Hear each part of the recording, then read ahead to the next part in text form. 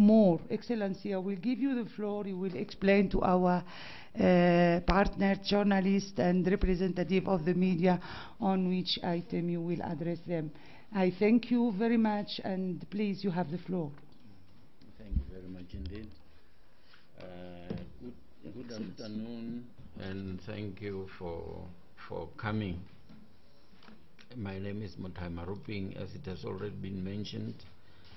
I am the new Commissioner for Economic Affairs. Once again, thank you for coming. I will give you a general briefing on the department so that you know what progress we are making on other fronts, and then I will come to the topic of the day, which is about Agenda 2063. I will commence with our efforts on the statistics side, because it's so important. We have to know where we have been, where we are, in order to know where we are going, and statistics are very fundamental. We are engaged at the current moment on the what is called implementation of strategy for the harmonization of statistics in Africa. It's nicknamed SHASA. It was adopted in July 2010 by the Kampala Assembly of the Heads of State and Government. On that front, methodology on the development of national statistical laws framework based on the African Charter on Statistics has already been done. Also, methodology on the development of national strategy for the statistics of,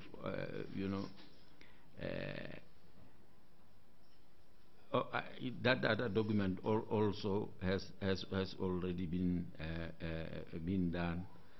Now there was a gap analysis between the national strategy development, that other document and SASHA. So that the study of that gap between the national efforts and SASHA is underway to make sure that there will be convergence, or to see what is to be corrected. So is the gap between the principles of the African Charter on Statistics vis-a-vis national statistical laws. So all that has been done. In fact, there was a meeting that was organized to review the above documents of the Charter, to the above documents which I've talked about in June 2012 in Pretoria, South Africa. So they have also already been discussed. And a pattern for statistical law based on the principles of the Charter to inspire countries has also been developed. So you can see that there has been some feasible progress on the overall. So the next step really in this regard is to monitor the activities. There are 14 groups of SASHA around the continent, and they have to be monitored to make sure that they are on track and that they are moving at deliberate pace. African Charter on Statistics was adopted in February 2009 in Addis Ababa here by the Assembly of the Heads of State and Government. And as of today, which is 5 years ago now, so 5 years has expired, 27 countries have signed the Charter and 9 have ratified it out of a total of 54 countries. So the hope and prayer is that the process can be accelerated to make sure that the process is completed. No peer review has been conducted because of lack of resources. Needless to say, some of these tasks require resources to effect. Discussions have been held with a partnership in statistics for development in the 21st century. It's usually commonly referred to as Paris 21, as well as with Eurostat to conduct joint peer review in this year, 2013. So this is to be followed up to make sure that it comes to fruition. The African Institute for Statistics, the decision was that it should be based in Tunis, and the purpose is implementation of the African Charter on Statistics and the strategy for harmonization of statistics in Africa. And the purpose being to generate harmonized statistics in Africa, to ensure better coordination of the statistical systems in Africa. So the next steps would be for the Commission. It is now planning to develop a 5-year plan for the development of that institute, organize experts meeting in August this year to discuss that plan, and then to submit the outcome in as far as operationalization of that institute is concerned to the January summit. So we are hoping that there will be progress on that front as well. Then we come to Pan-African Statistical Training Center. In March, Ministers of Economy and Finance decided that it should be established in Abidjan, Cote d'Ivoire, and recommended the establishment of a technical working group for the preparation of the plan to make sure that that will come to fruition as well. It is hoped also that the results of all these efforts will be presented to the January 2014 summit. You know that there is also implementation of the labor market information systems, which is very important the working people. And the purpose is to monitor and evaluate the 2004 Ouagadougou Declaration and Plan of Action on Employment Promotion and Poverty Alleviation.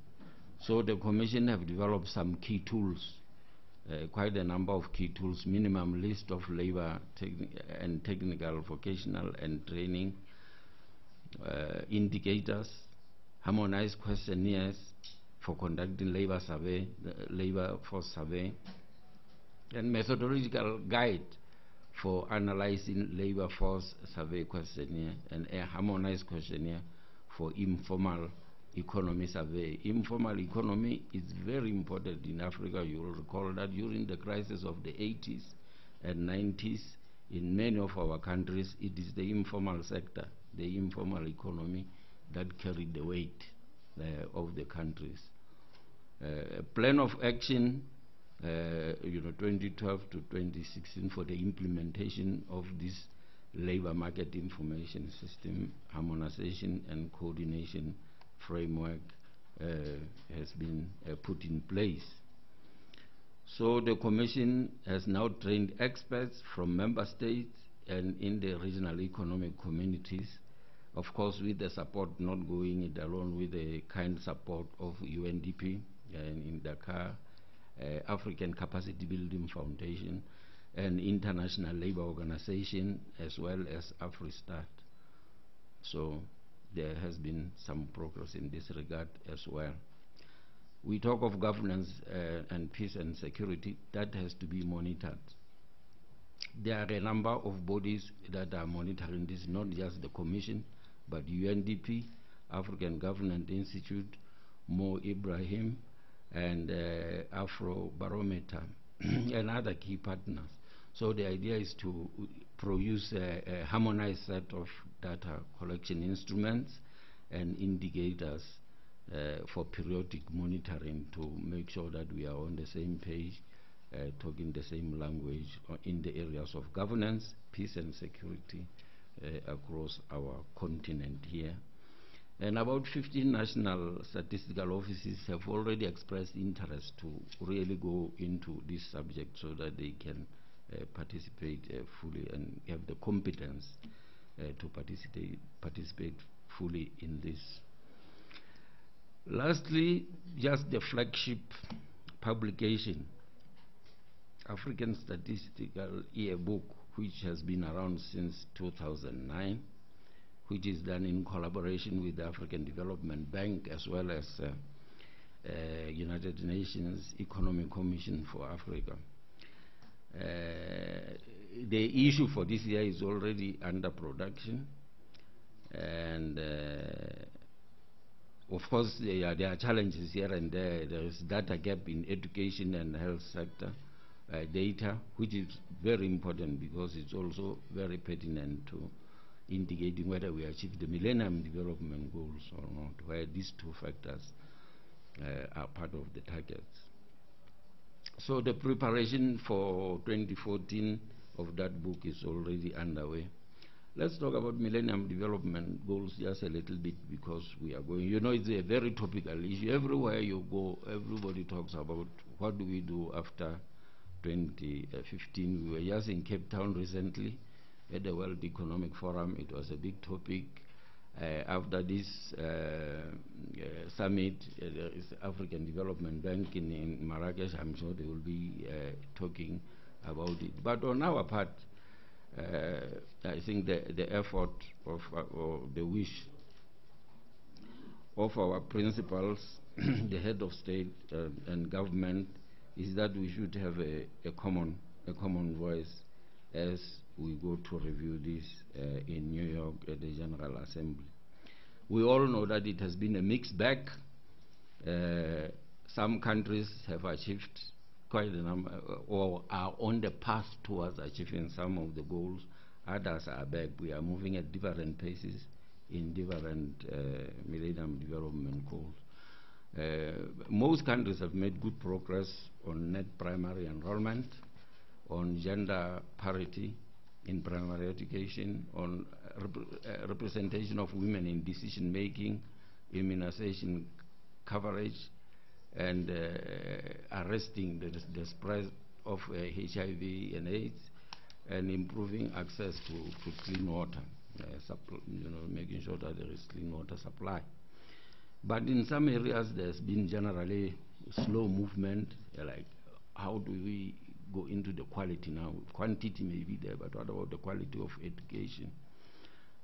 You have some schools expanded, but being taught by insufficiently trained teachers, and children sitting on the floor or something, because the capacity is not there to absorb all at the expected pace.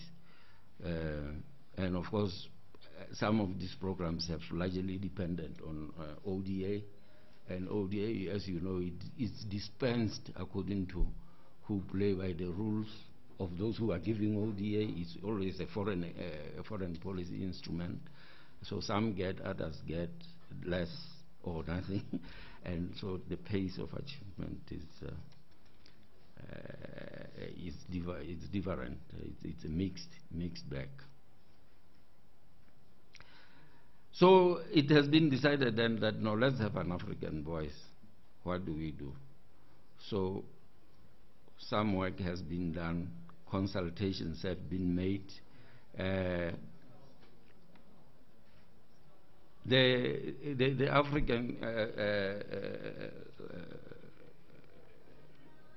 the Commission has been working in conjunction with ECA and African Development Bank on this. And a lot of material has been accumulated, because there's been wide consultations, both regional and continental, with all relevant stakeholders, governments, regional entities, civil society, members of parliament, academia, private sector,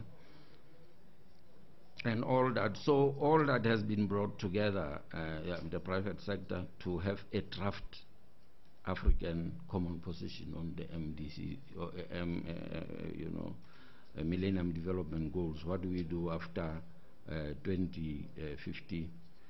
So just to highlight very quickly, really, it looks like it's the wish of the African continent to push for structural economic transformation and inclusive growth.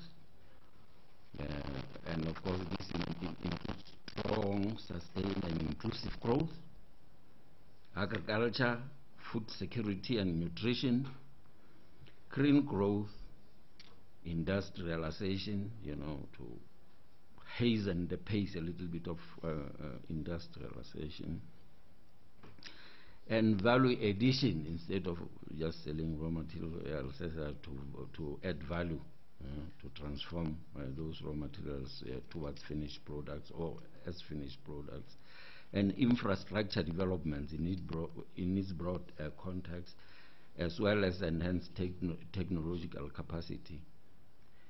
Now, this is very important because this will help sustain whatever gains we are going to make on those social goals. Because I said most of them are being supported through ODA.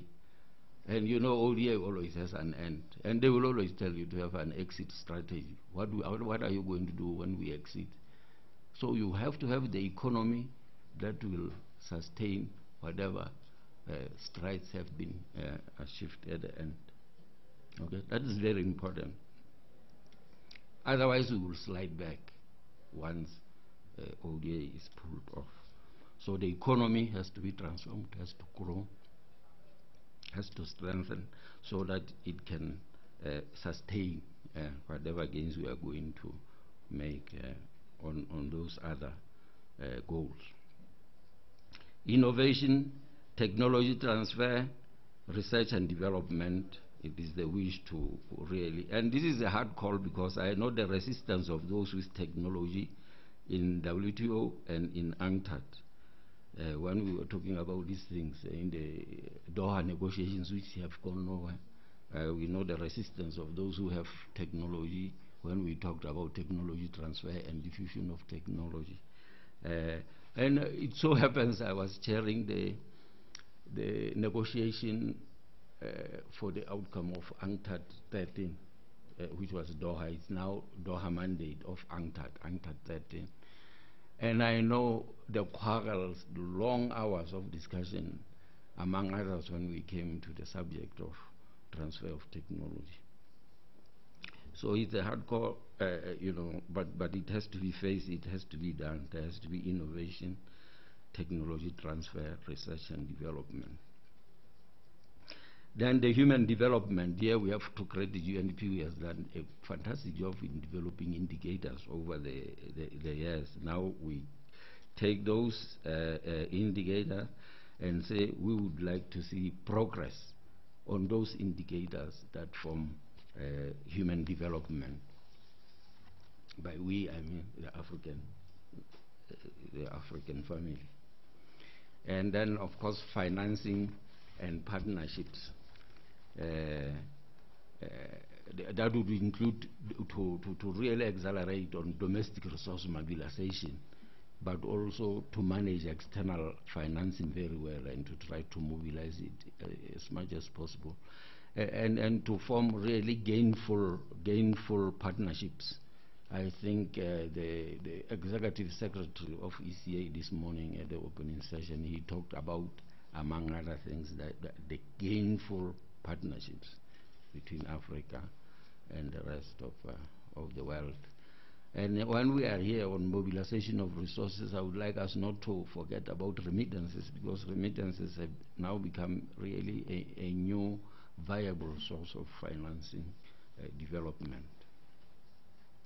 So this is where we are, but probably our principles will be, but of course to have these outcomes, there are certain core requisites, or I would say conditions preceding. There has to be stability, peace and security on our continent, good governance, transparency and accountability. We have to intensify the fight against corruption. We have to promote equality, make sure that there is access to justice and information, human rights for all, gender equality, empowerment of women, paying attention to youth, who are now a large percentage of our population, and to accelerate in regional integration. So the draft is there, but maybe our principals will want to decide maybe to have a committee that between now and the General Assembly will further synthesize this, crystallize it, make more consultations, and maybe persuade friends to assist. So this is where we are. Steady progress on the question of moving towards establishment of certain financial institutions which our heads of state and government want. African Central Bank work is continuing. In June there will be a technical committee in Abuja, and later a meeting in Abuja. Banks in August in Port Louis in Mauritius. So efforts are afoot to try to move towards that. The African Monetary Fund, okay, and the on the front of Pan-African Stock Exchange as well as African investment, there are strides that are being made.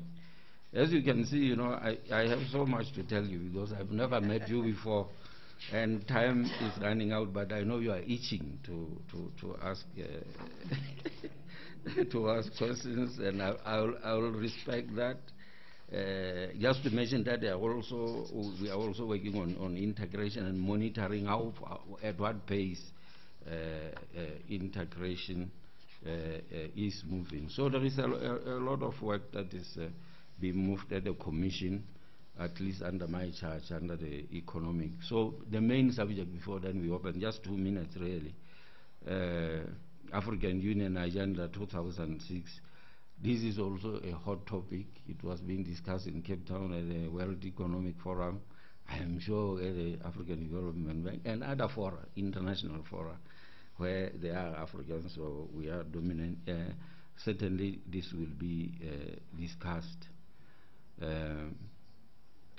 So again, the African Union Commission working with ECA and African Development Bank are working on that vision for Africa, an integrated, you'll remember that the vision is that of an integrated, prosperous and peaceful Africa, driven by its own citizens and representing a dynamic force in the global arena. That's a quotation. That's what we are working towards. So where are we? We are just at the beginning of the process. This has to be a well thought out process. And we intend to proceed by way of broad and intensive consultations with key African stakeholders so that they can make their inputs. Because this is important for ownership. If they are going to implement it, they must be part of it. They must contribute. They have to make inputs. So, member states, RACs, AU organs, NEPA agency, academia, research institutions, think tanks on this continent, maybe and elsewhere for those who specialize on African issues, they can make their inputs. Technical aspects, the private sector, civil society, and even international partners, they are all welcome. They will be consulted.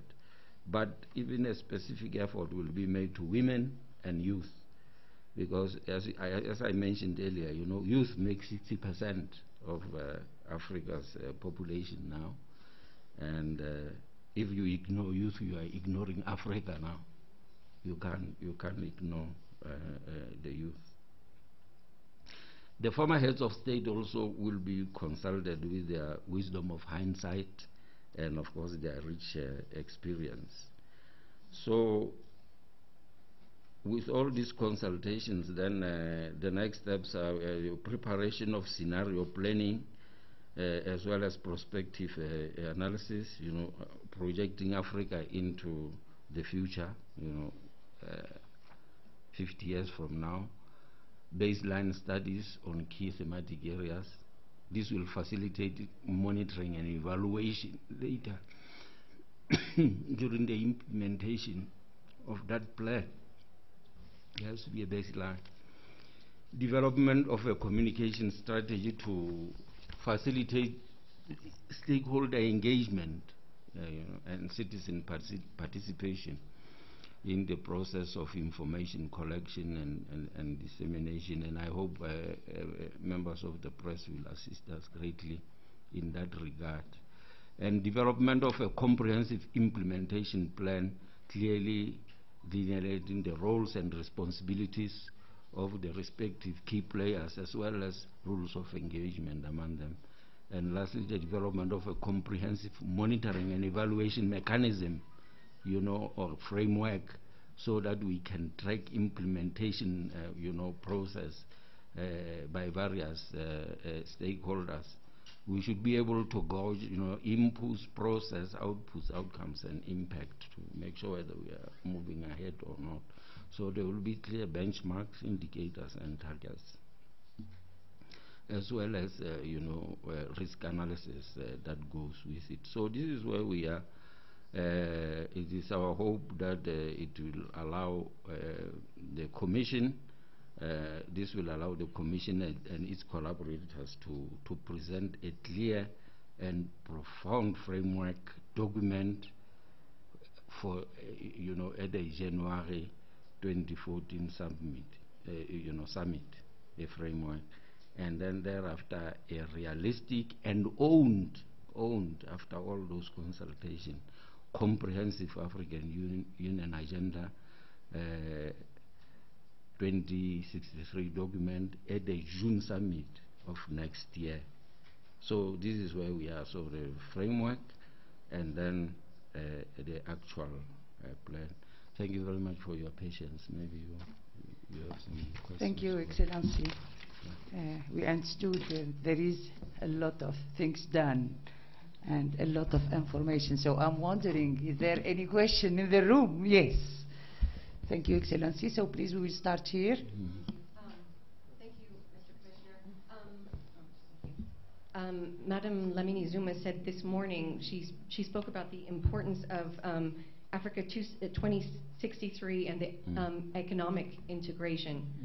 However, many of the regional economic groups are a major part of this, but many of the major regional economic groups have missed their target dates for customs unions and common market requirements. What sort of plans do you have to put into place so that they can get up to speed? Thank you. Okay. Thank you. One more question, please. Yes, please. Here. I sort of have a set of questions, just three of them. The first one is more or less like a follow-up to what she just asked. And I think you mentioned about the regional blocks. There are 8 of them.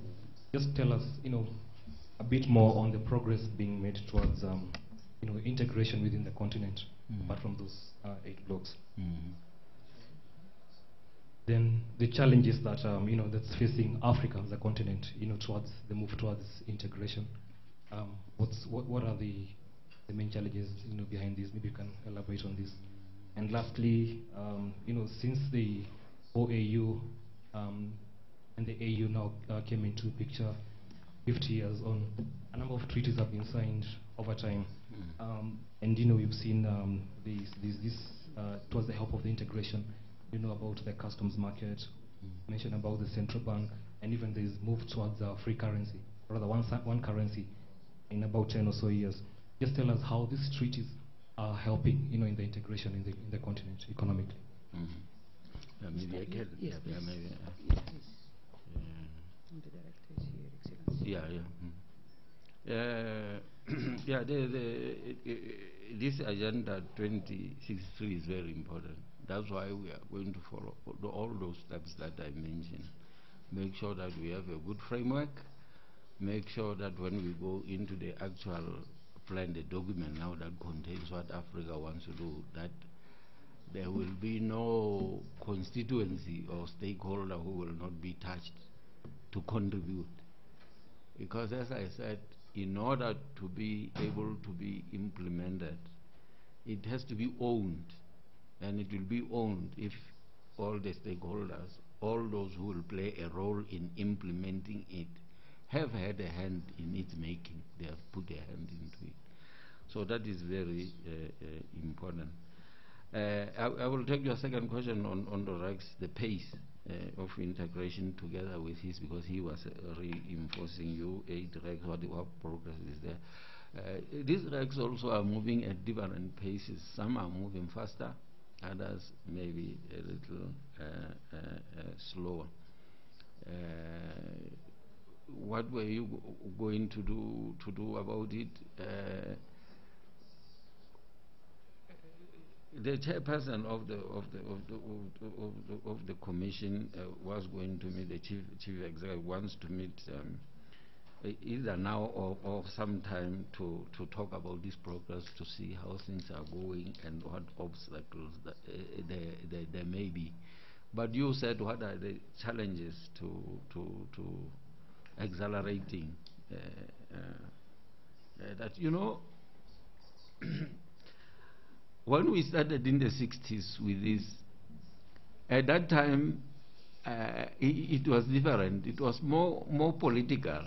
You know, integration was more the grouping with political objective. But this has been transformed over time. Now we have moved to economic considerations. That's one. And two, we see others elsewhere outside the continent who have pursued integration well, that they are really doing very well, that it pays to really club together and have a critical mass, and to have that internal economy within as an integrated unit, so to say. But we know that for a long time, of course, there was a problem of having intra-Africa trade, because either we were all producing the same products, no diversification, you know, raw materials, and sending them abroad as they were. But also the question of infrastructure, both fiscal infrastructure as well as soft and social infrastructure was not there, which is necessary for interlinkages, for interacting and so on. That's why there is so much offensive on the question of infrastructure now, and really that's why there is even a department within the AUC of infrastructure and energy. You know, physical infrastructure, you know, energy generation, telecommunications, all manner of infrastructure that would enable interaction together. Even trade facilitation, but not once you say trade facilitation, people go through the roof, because they think of elements within trade facilitations which they don't like very much. When we talk of trade facilitation within Africa, we mean to make trade easy within Africa. And of course also it is offered. That's why we talked of transformation, you know, economic fundamental transformation, to make sure that now we go into value chains, you know, value addition, and we join international value chains like everyone else. I think that will help towards accelerating the pace of integration. And I get the feeling that we are now poised really for acceleration of that. We may be looking in the past. The problem is that we know what has happened, but if you are in the game, you also know what is about to happen. And my feeling is that now the REX are ready to move forward at a faster pace than they have been. And you have also seen that you are beginning to see the REX, instead of proliferating, now lumping together, as you now have tripartite between COMESA, SADC, and East African Community. And we see that now being replicated in West Africa. I think that will bring about a more hastened pace towards African integration. But at this point, if the director, Mr. Kwasu, Dr. Kwasu would like to add, please do, feel free. Ok, moi je vais parler en... Merci beaucoup, mon commissaire, de m'avoir donné cette opportunité. de compléter les informations que vous avez données. Vous avez demandé au commissaire où est-ce que nous en sommes avec l'intégration au niveau des communautés économiques régionales. Pour vous dire clairement que le tableau de bord, bien la feuille de route de l'intégration, c'est le traité d'Abuja qui fixe les étapes en 6 étapes. Donc en année 2028 ou plus tard 2034, l'Afrique doit arriver à créer ce qu'on appelle la communauté économique africaine, où il y aura une monnaie unique, où il y aura un parlement panafricain élu au suffrage universel, où il y aura des institutions politiques, économiques, etc., etc. Mais si on voit le calendrier d'Abuja, il se trouve qu'au niveau d'Abuja, il y a 3 étapes qui sont des étapes régionales. C'est-à-dire, en l'an 2017, il doit y avoir dans toutes les communautés une union douanière régionale. L'union douanière, c'est que la taxe entre les pays est égale à 0 et que tous les pays ont une taxe extérieure commune. À partir de la 4e étape, la 5e étape et la 6e étape, c'est des objectifs continentaux. Donc au niveau du traité d'Abuja, c'est-à-dire la 4e étape, c'est le marché commun, etc., etc. Bon, si on regarde les communautés économiques régionales, il faut dire que toutes les communautés économiques régionales, du moins celles qui travaillent avec la Commission de l'Union africaine, elles sont toutes à l'étape de l'union douanière. Par exemple, la communauté de l'Afrique de l'Est, qui comprend l'Ouganda, le Kenya, le Rwanda, la Tanzanie, c'est la communauté la plus performante parce qu'ils ont déjà même atteint l'étape du marché commun.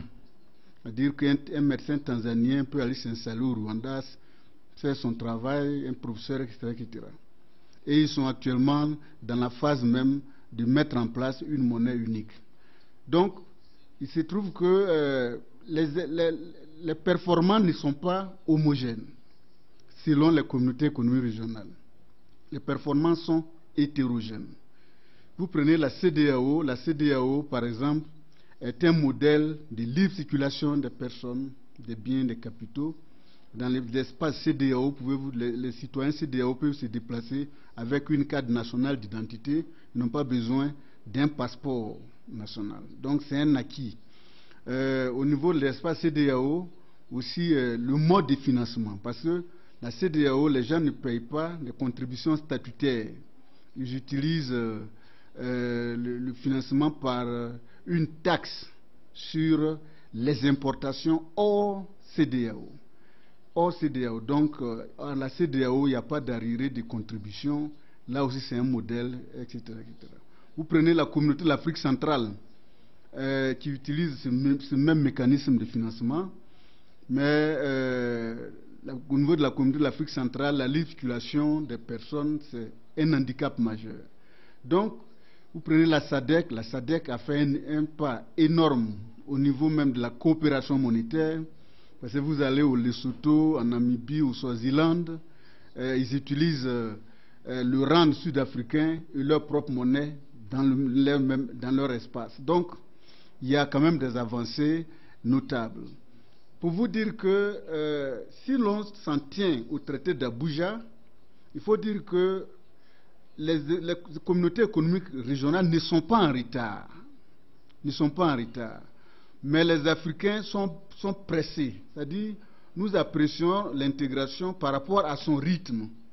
Parce que le traité d'Abuja fixe 2017, ce que nous appelons aujourd'hui la zone communautaire, enfin, commerce intra-africain, la zone unique africaine, etc., etc. Donc, on n'est pas du tout en retard. Mais on est pressé par rapport, parce que ceux qui ont bâti le traité d'Abuja ont pris en compte, n'est-ce pas, toute cette lenteur administrative, etc., etc. Pour vous dire que actuellement, les défis majeurs de l'intégration, quels sont les défis que quelqu'un a posés? Le premier défi, selon nous, c'est la question de la souveraineté nationale. Les Africains, chaque pays est jaloux de sa souveraineté. Alors qu'on a signé des textes, des traités qui invite les États à abandonner partiellement ou totalement certains aspects de leur... Donc il y a le refus de faire l'intégration politique. L'intégration politique, c'est quoi? C'est de transférer les compétences au niveau national vers les structures régionales ou continentales. Mais l'Afrique a du mal à le faire. L'autre difficulté, c'est le financement.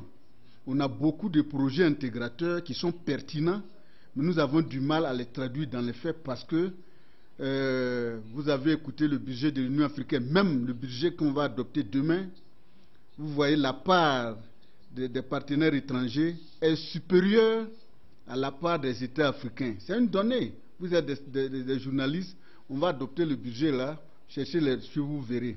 Donc depuis 2010, c'est cette tendance-là. Donc nous disons que nous sommes pénalisés par le déficit de financement pour financer les projets intégrateurs. Et le commissaire l'a dit, le problème d'infrastructure. L'infrastructure physique n'est pas développée. On ne peut pas devenir émergent si on n'a pas de routes. Les pays émergents font 5 fois plus de routes que l'Afrique. Aller d'une capitale africaine à une autre capitale africaine par voiture, ce n'est pas possible. Et en air, il faut, si vous venez d'ici pour aller peut-être à Dakar, il faut passer par Paris. Et c'est une réalité. Et puis, autre difficulté, c'est que les pays ont du mal à traduire, à transférer, n'est-ce pas, dans les législations nationales, les décisions prises au niveau national et régional ou continental. Là, c'est-à-dire qu'on prend une décision au niveau de la CEDEAO, au niveau de l'ECA, de la SADC, au niveau de l'Union africaine, mais on a du mal à les transférer au plan national pour permettre aux citoyens des pays de les suivre. Ça aussi, c'est une difficulté. Donc, il y a beaucoup de difficultés. Mais si on veut les hiérarchiser, nous pensons qu'il y a la souveraineté, il y a les infrastructures, il y a la faiblesse des institutions. L'Afrique n'a pas assez d'institutions fortes. La faiblesse des institutions, tant politiques, monétaires ou financières, etc. etc. Donc, je crois qu'on peut se demander, quelqu'un posait la question, le commerce intra-africain, il est extrêmement faible. L'Afrique commerce avec le reste du monde à 12%. Non, 12% entre elles-mêmes, le reste, c'est-à-dire 82% avec le reste du monde. Mais quand vous prenez le commerce intra-régional, c'est la SADC qui fait le bon score, avec autour de 22% entre pays de la SADC, suivi de la CEDEAO, 19% entre pays de la CEDEAO, mais la dernière région, c'est l'Afrique centrale, avec 1,2%.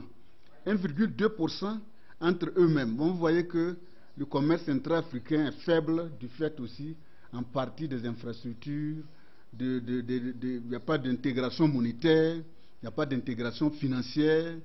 L'Afrique a au moins 42 monnaies en circulation sur l'espace. Vous avez 42 monnaies. Vous quittez l'Éthiopie, vous voulez aller au Kenya ou bien à Djibouti, il faut aller dans un bureau d'échange et vice-versa. C'est-à-dire vous perdez de la monnaie quand vous faites l'échange. Au retour, vous ne pouvez pas venir avec la monnaie parce que vous ne pouvez pas utiliser. Là où vous vivez, vous échangez encore, vous perdez de l'argent. Donc, plus de 42 monnaies en circulation. Donc, il n'y a pas d'intégration monétaire, il n'y a pas d'intégration financière. C'est tout ça qui fait que, en partie, le commerce africain est très faible. Voilà, monsieur le commissaire, quelques éléments que je pourrais apporter pour compléter ce que vous avez si éloquemment dit pour apporter des solutions aux questions posées par les journalistes. Je vous remercie. Vous m'excusez d'avoir parlé en français.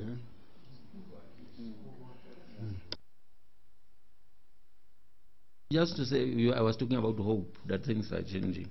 For instance, although we have to supplement that because it's not enough. But under aid for trade, you see the tackling of the corridors, to build corridors. You have the north-south corridor, which is to run from Tanzania through Zambia, Zimbabwe into South Africa all the way down, and to connect Lilongo with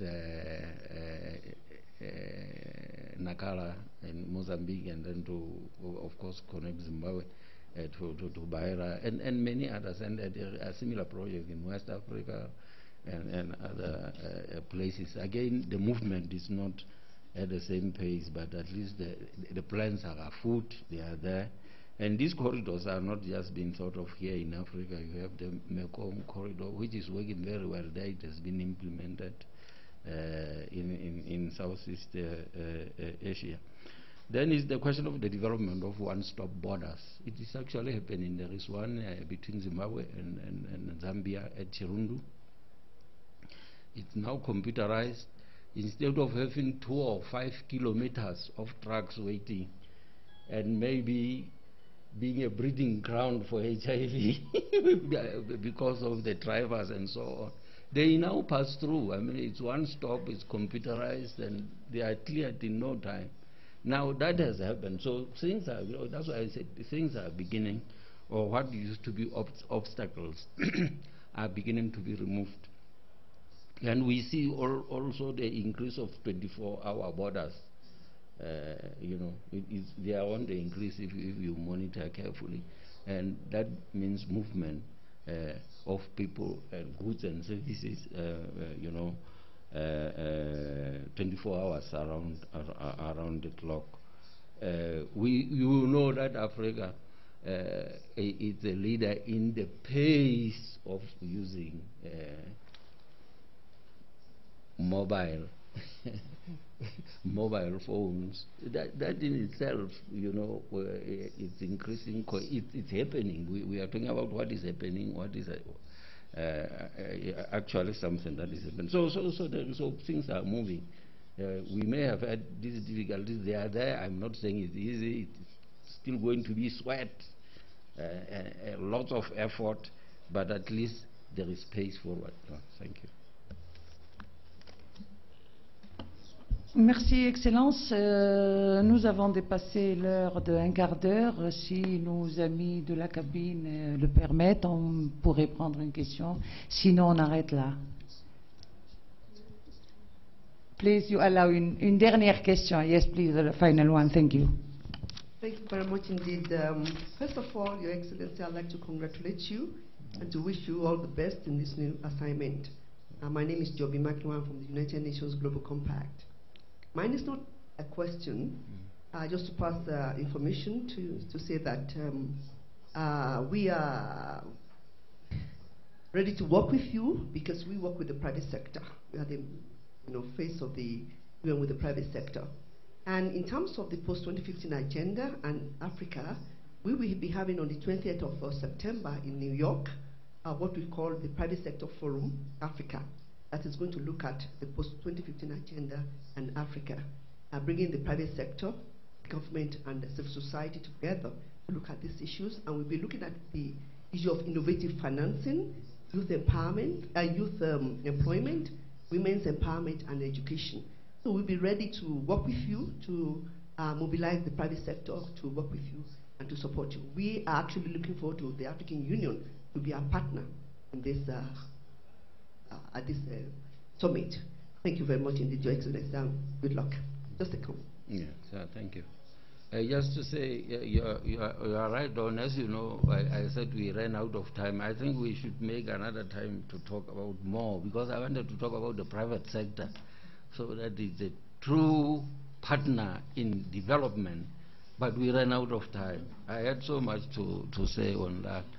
And so you will find an eager partner in the Commission in as far as your efforts are concerned. And maybe in the next 2 days we will be able to talk more about it, and maybe I'll be talking there about it, although I would have wanted to share a little bit here as well. But time is limited. Thank you very much. Merci beaucoup, merci chers collègues, merci Excellence, et à demain pour nos autres conférences de presse. Merci beaucoup.